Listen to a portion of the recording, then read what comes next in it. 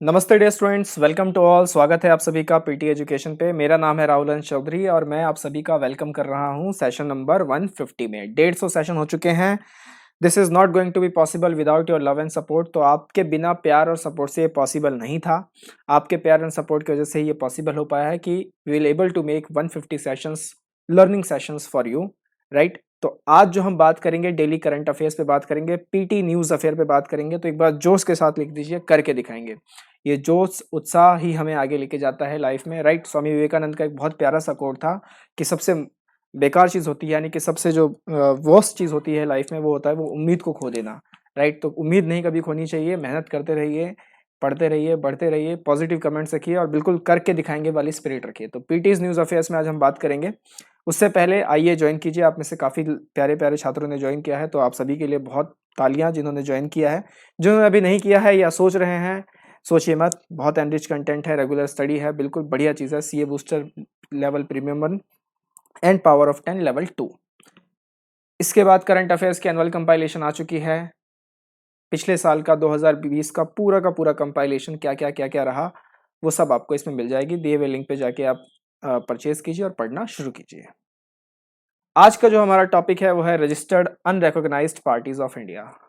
मतलब ये अपने आप में थोड़ा सा एक ऑक्सीमोरॉन टाइप साउंड कर रहा है कि रजिस्टर्ड भी है और अनरिकॉग्नाइज्ड भी है। तो ऐसी भारत की पॉलिटिकल पार्टीज जो रजिस्टर्ड भी हैं, यानी ईसीआई के साथ, मतलब वो रजिस्टर्ड है ईसीआई की वेबसाइट पे, लेकिन उनको जो दर्जा मिला हुआ है अनरिकॉग्नाइज्ड पार्टी का मिला हुआ है। तो ये जो है इस पे बात करेंगे कि इनकी डेफिनेशंस वगैरह क्या क्या है और क्या आंकड़े हैं सामने जो आए हैं। द हिंदू के अखबार से मैं आपके लिए खबर लेके आया हूँ। तो बने रहिए हमारे साथ, वीडियो को अंत तक जरूर देखिए। चैनल पे नए हैं तो सब्सक्राइब कीजिए और सेशन को लाइक करना तो बनता ही है बॉस, क्योंकि 150 सेशन वैसे ही है। पॉजिटिव पॉजिटिव कमेंट्स भी कर दीजिए। इतना ही लिख दो यार, congratulation sir, congratulation sir, congratulation sir. मेरे लिए बहुत हो जाएगा। मेरी मतलब एक आत्मा को शांति मिल जाएगी। चलो, आत्मा को शांति नहीं मिलनी चाहिए, मैं मरा नहीं हूँ अभी, right. Just a joke. Registered unrecognised parties double in last 10 years. तो ये वो क्लिप है जो जिसका हम आज संधि विच्छेद करेंगे, मतलब पूरा इसका पोस्टमार्टम एनालिसिस करेंगे। रिलेटेड है political parties in India, representations of people act 1951, governance, ECI यानी इलेक्शन कमीशन ऑफ इंडिया, और एडीआर की रिपोर्ट से भी, क्योंकि ये जो सारे आंकड़े आए हैं एडीआर की रिपोर्ट्स ने दिए हैं। एडीआर क्या है सर? एडीआर है, ये आप देख सकते हैं, यहाँ पे लिखा भी हुआ है, एडीआर है एसोसिएशन ऑफ डेमोक्रेटिक रिफॉर्म्स। तो एडीआर रिपोर्ट से भी रिलेटेड है ये। तो देखिए, देखते हैं। मेंस ओरिएंटेड है पूरा, थोड़ा सा प्रीलिम्स ओरिएंटेड भी कुछ इसमें से चीजें होंगी जो मैं आपको बता दूंगा, जो मैं आपके लिए निकाल के अलग से लेके आया हूँ। कुछ आंकड़ों पे पहले बात कर लेते हैं, क्योंकि आप में से जितने छात्र यूपीएससी की तैयारी कर रहे हैं, सिविल सर्वेंट बनना चाहते हैं, तो ऑफिसर बनते ही जो आपको पोस्ट मिलेगी, सबसे पहले आपको आंकड़ों के साथ खेलना पड़ेगा। तो आंकड़ों की समझ बहुत ज्यादा होनी जरूरी है। There are 2360 political parties registered with ECI. तो ईसीआई के साथ कितनी पार्टीज रजिस्टर्ड हैं? 2360। एंड 2301, जो कि इसका 97.5% है, आर अनरिकॉग्नाइज्ड। मतलब 2360 पार्टियां हैं, 2301 जो है वो अनरिकॉग्नाइज्ड है। तो रिकॉग्नाइज्ड कितनी हुई? रिकॉग्नाइज्ड हो गई 59। 59 को बाइफरकेट कर लेते हैं दो पार्टों में, 8 बन गई नेशनल पार्टीज और 51 बन गई state parties. So simple, clear है। अब अनरिकॉग्नाइज्ड पार्टीज की डेफिनेशन देखते हैं। Unrecognized parties are either newly registered parties or those which have not secured enough percentage of votes in assembly or general election। या तो वो बिल्कुल अभी हाल ही में नई नई बनी हुई पार्टी हैं जो भी कदम रखना शुरू करेंगी पॉलिटिक्स में, और अगर ऐसा नहीं है तो पिछले इलेक्शन में, चाहे स्टेट असेंबली इलेक्शन हो या लोकसभा या जनरल इलेक्शन हो, उसमें उनको इतने परसेंटेज ऑफ वोट्स नहीं मिल पाए हैं। तो इस वजह से इस बिना पर उनको अनरिकॉग्नाइज्ड पार्टीज का दर्जा दिया जाता है। क्लियर है आपको ये पॉइंट? आगे बढ़े, अगले बिंदु पे बात करते हैं। अब एडीआर की रिपोर्ट ये कहता है कि ये जो पार्टीज हैं, अनरिकॉग्नाइज्ड पार्टीज, इनकी संख्या जो है वो दुगनी हो गई है 10 सालों में। 10 सालों में दुगनी। 5 साल में भारत में इलेक्शंस होते हैं, तो मतलब 2 इलेक्शंस में दुगनी हो गई। कितनी हो गई? तो 2010 में 1112 थी, 1112, और 2019 में 2301 हो गई। तो लगभग 2 टाइम्स ये पहुंच चुका है। Between 2018 and 19 it increases by over 9.8%। अब इसके बीच ही क्यों ईयर दिया गया? वो इसलिए क्योंकि ये वाला जो ईयर था वो इलेक्शन ईयर काउंट होता है, राइट। इलेक्शन ईयर में मतलब कि क्या होता है कि जैसे कोई भी पॉलिटिकल पार्टीज है, मान लीजिए कि 2019 में एक पार्टी बनी, बहुमत से उन्होंने अपनी सरकार बनाई, तो 2019 में वो आएंगे, तो 2019 से लेकर 2020 तक पहली बार अगर बने हैं, चलिए इसको छोड़ देते हैं, ये एग्जांपल छोड़ देते हैं, मैं प्रेजेंट सिनेरियो में ही बताता हूँ।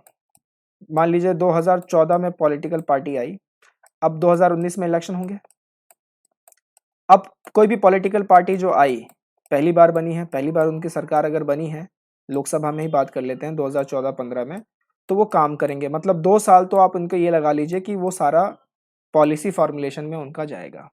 ये स्कीम लॉन्च करेंगे, ऐसा कर देंगे, वैसा कर देंगे, ये सारी बातें होंगी। 2 सालों के बाद एग्जीक्यूशन प्रोसेस शुरू होगा। 2 साल आप और लगा लीजिए एग्जीक्यूशन प्रोसेस में, कितना पहुंचा, कितना नहीं पहुंचा, वगैरह वगैरह सारी बातें। उसमें सारे इकोनॉमी भी है, पॉलिसीज भी है, गवर्नेंस भी है, सब कुछ है। लास्ट का जो 1 ईयर होता है ना, गवर्नमेंट उसमें काम करना छोड़ देती है। काम करना इसलिए छोड़ देती है क्योंकि वो ऑब्वियस सी बात है, उनको अपना नेक्स्ट टर्म सिक्योर करना होता है। तो लास्ट का जो 1 ईयर होगा उसमें बहुत ही मतलब हल्के-फुल्के और सबको खुश रखा जाता है। जैसे हनीमून पीरियड जिसे कहते हैं ना, तो वो लास्ट का जो 1 साल होता है वो हनीमून पीरियड होता है। वो मतलब जनता को प्रलोभन देना कि हम देखो अगली बार फिर आएँगे, हमने इतना अच्छा काम किया, बेमिसाल काम किया, राइट? तो इस तरीके की सारी बातें चलती हैं। अब मान लीजिए 2019-20 में वही पार्टीज़ दोबारा आ गई। दोबारा इलेक्शन हुए 2019 में, और यही पुरानी पार्टी दोबारा से ही मतलब यहाँ पर उन्होंने अपनी जगह बनाई, पोजीशन सिक्योर की दोबारा से।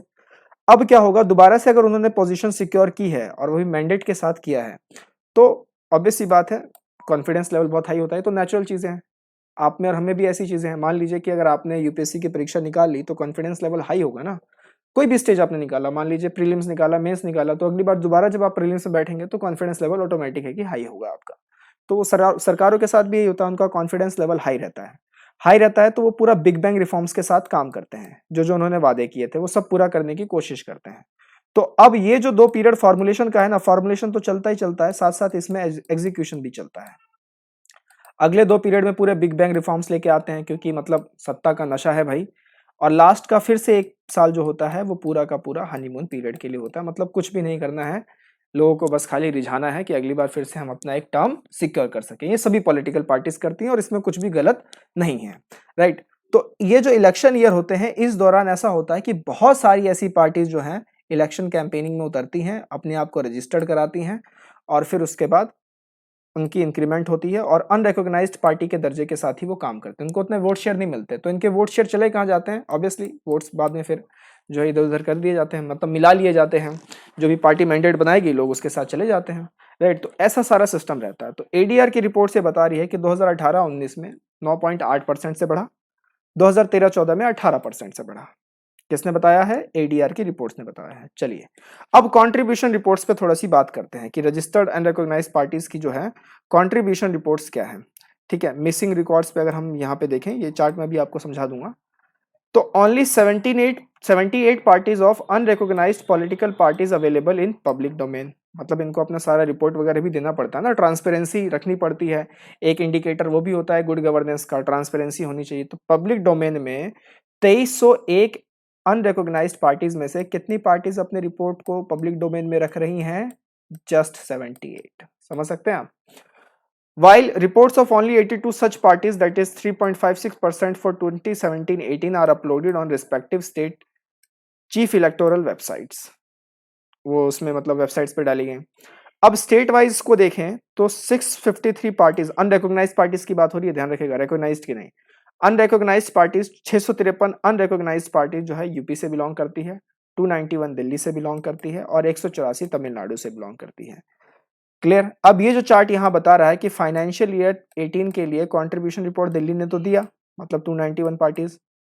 फाइनेंशियल ईयर 19 में कोई रिपोर्ट नहीं आई अभी तक। मध्य प्रदेश में ने दिया, 19 में नहीं आया, कर्नाटक में भी नहीं आया, राइट? बाकी इन सब ने दिया है, महाराष्ट्र ने दिया है, यूपी ने दिया है। मतलब यूपी में देख लीजिए रिपोर्ट्स का कंट्रीब्यूशन बढ़ गया है। गुजरात में कम है, वेस्ट बंगाल में कम है, हरियाणा में ज़्यादा बढ़ गया है, फिर तमिलनाडु में ज़्यादा बढ़ गया है, फिर राजस्थान में ज़्यादा बढ़ गया है, स्टेट बिहार में ज़्यादा बढ़ गया है। तो अब हो ये रहा है क्योंकि क्या है, देखिए अभी भारत का जो पॉलिटिकल सिनेरियो है वो कुछ ऐसा है कि भारत का अपोजिशन तो है बिल्कुल वीक पोजीशन पे, अगर नेशनल लेवल पे बात करें। तो अब इसके कारण क्या हो रहा है कि आपके पास एक सेंटर लेवल पे एक बहुत बड़ा चेहरा है, बहुत बड़ी पार्टी है। स्टेट लेवल पे अपोजिशन है नहीं इसको टक्कर देने के लिए। स्टेट लेवल पे क्या हो रहा है कि जो रीजनल पार्टीज हैं, regional parties is in the syllabus, ध्यान रखिएगा। तो जो रीजनल पार्टीज है वो डोमिनेट कर रही हैं, और ये अभी हाल फिलहाल के इलेक्शन से देखा जा सकता है, राइट? तो जो जो इलेक्शन जहां जहां हुए वहां पे रीजनल पार्टीज की डोमिनेंसी बहुत अच्छी रही, रीजनल पार्टीज के लोगों ने अच्छा किया। जैसे बिहार इलेक्शन में अगर हम बात करें तो जो लालू प्रसाद यादव के जो सुपुत्र हैं उन्होंने अच्छी परफॉर्मेंस की, तो इसका मतलब है कि लोग रीजनल पार्टीज की तरफ थोड़ा ज़्यादा ही फेवर कर रहे हैं रदर देन कि क्योंकि वीक अपोजिशन है तो एक मतलब सेंटर में एक चेहरा हो गया लेकिन स्टेट में कोई दूसरा काम प्लेयर आ नहीं रहा है, तो रीजनल पार्टीज को सपोर्ट ज़्यादा मिल रहा है। तो वही रीजनल पार्टीज के लिए आप यहाँ देख सकते हैं कि ये जो आंकड़े हैं वो बढ़ गए हैं। हरियाणा में रीजनल पार्टीज काफ़ी तेजी से ग्रो हुई हैं, राइट, और ये फार्मर प्रोटेस्ट के बाद और संभावनाएं हैं कि ये बहुत तेजी से और ग्रो हो जाएंगी। अब 18-19 में 132 पार्टीज बिहार से थी बट 21 ने ही रिपोर्टें दी, जबकि 653 थी ना यूपी में, उसमें से 20 लोगों ने ही अपनी रिपोर्टें को डोमेन में रखा है, राइट। तो ये सारे आंकड़े हैं, ये सारे मिसिंग रिकॉर्ड्स हैं, और ये सब जो है ना कि ये कम आप दे रहे हैं, ये सारा का सारा ईसीआई की गाइडलाइंस को वायलेट भी करता है। तो ये भी ध्यान रखना है कि सब कुछ मतलब स्मूथली फंक्शनिंग के साथ काम करे तो अच्छा रहता है। पैरामीटर सेट करना, पॉलिसी बनाना, ग्रीवेंस को सॉल्व करना बहुत ईजी हो जाता है, क्योंकि जब आंकड़े ही आपके पास फेक आए या फिर मतलब कुछ उसमें डिस्प्यूट रहे तो फिर दिक्कत होती है कुछ गवर्नेंस में। क्लियर। अब थोड़ी सी बात करते हैं प्रीलिम्स ओरिएंटेड, क्योंकि ये सारा हमारा पोर्शन मेंस ओरिएंटेड था, अगर पेपर में आ जाएगा तो आप लिख सकेंगे। नेशनल पॉलिटिकल पार्टी पे अगर कुछ भी बातें आएंगी तो आप उसमें कुछ ऐसे ऐसे इश्यूज उठा के डाल सकते हैं। अब प्रीलिम्स ओरिएंटेड अगर हम थोड़ी सी बातें करें मतलब कि जो ऑब्जेक्टिव टाइप्स के होते हैं, तो उसमें पॉलिटिकल पार्टीज जो है भारत की कौन कौन सी है वो देख लेते हैं। तो भारत में 8 नेशनल पार्टीज हैं, 51 स्टेट पार्टीज हैं और 2301 अनरिकॉग्नाइज्ड पार्टीज हैं। 8 नेशनल पार्टीज कौन कौन सी है? पहला है BSP, BJP, CPI, CPIM, INC, NCP, All India Trinamool Congress and National People's Party. North East से बनी हुई पहली पार्टी है, तो ध्यान रखिएगा नेशनल पीपल्स पार्टी। आपके लिए आज का पहला सवाल कि ऑल इंडिया तृणमूल कांग्रेस का जो लोगो है वो क्या है, इनका लोगो क्या है बताइएगा और उसका मतलब भी बताइएगा। 3 कंडीशंस, अगर किसी को भारत में नेशनल पार्टी अपनी बनानी है तो 3 कंडीशन उसके मैट होने चाहिए। कौन कौन सा? पहला, 6% valid votes polled in any 4 states at a general election. 6% votes मिलना चाहिए। ये आंकड़ा आप याद रखिएगा, पूछा गया है आईएएस के सिविल सर्विसेज के एग्जाम में, ये आंकड़ा पूछा गया है तो इसलिए ध्यान रखिएगा। 6% valid votes polled in any 4 states at a general election of Lok Sabha और state legislative assembly and it wins 4 seats in Lok Sabha from any states, right. तो या तो लोकसभा में किसी भी राज्य से 4 सीटें जीत ले, या 6% वैलिड वोट्स का किसी भी 4 स्टेटों में मिनिमम जनरल इलेक्शन में हासिल कर ले, या स्टेट लेजिस्लेटिव असेंबली में हासिल कर ले। 2% of all Lok Sabha seats in last such election with MPs elected from at least 3 states. कम से कम 3, यहाँ पे दिख ही रहा है 4 की ये बात ही कर रहे हैं, तो यहाँ पे एटलीस्ट 3 स्टेट्स लगा दिए गए हैं। Recognition as state party in at least 4 states, कम से कम 4 राज्यों में मतलब स्टेट पार्टी का दर्जा उनको मिला होना चाहिए। अब स्टेट पार्टी क्या है तो वो देख लेते हैं। स्टेट पार्टीज के लिए 5 कंडीशंस है। क्या? 2 सीट्स या और साथ ही साथ 6% vote share in last assembly elections in that particular state, 1 seat and 6% vote share in last assembly elections in that state, 3% of total assembly seats or 3 seats whichever is more, 1 of every 25 Lok Sabha seats from a state, right, and 8% statewide vote share in either Lok Sabha और last assembly post. तो ये आप पढ़ लीजिएगा, बिल्कुल factual बातें हैं, मतलब कुछ आंकड़े वगैरह हैं तो ये आप देख लीजिएगा। स्टेट पार्टीज के लिए 5 कंडीशन है, ये मैंने यहाँ पे लगा दी। तो क्या सर ऐसा भी हो सकता है कि कोई अगर स्टेट पार्टी और नेशनल पार्टी है तो उनको फिर बाद में हटा भी सकते हैं? बिल्कुल, लॉस हो सकता है उनके रिकॉग्निशन का। कैसे हो जाएगा? Once recognized as a national or state party, a political party loses its given status if it fails to fulfill any of the conditions for 2 successive assembly or 2 successive years. तो 2 successive assembly या 2 successive years के लिए क्या होगा? 2 successive assembly और 2 successive Lok Sabha elections में अगर मतलब उन्होंने ये सारे पैरामीटर्स अगर नहीं मेट किए तो फिर उनका जो स्टेटस है वो छीन लिया जाएगा। क्लियर है यहाँ तक आपको सारी बातें? यह है पॉलिटिकल पार्टीज। तो आज आपके लिए दूसरा सवाल, आम आदमी पार्टी किस तरीके की पार्टी है? स्टेट पार्टी है, नेशनल पार्टी है, रीजनल पार्टी है, या इनमें से कोई सा भी नहीं है? बताइएगा जरूर कि आम आदमी जो है वो किस तरीके की पार्टी है। Wonderful PT resources are waiting for you. जरूर बताइएगा कि आपको आज का सेशन कैसा लगा। हमने आज कंप्लीट कर लिए कितने सेशन? 150 सेशन, और हम इस गाड़ी को अब आगे के लेके चलेंगे 200 सेशंस की ओर। बिना आपके लव एंड सपोर्ट के ये पॉसिबल नहीं हो सकता। मिलेंगे अगले सेशन में। टिल देन टेक केयर, नमस्ते, जय हिंद।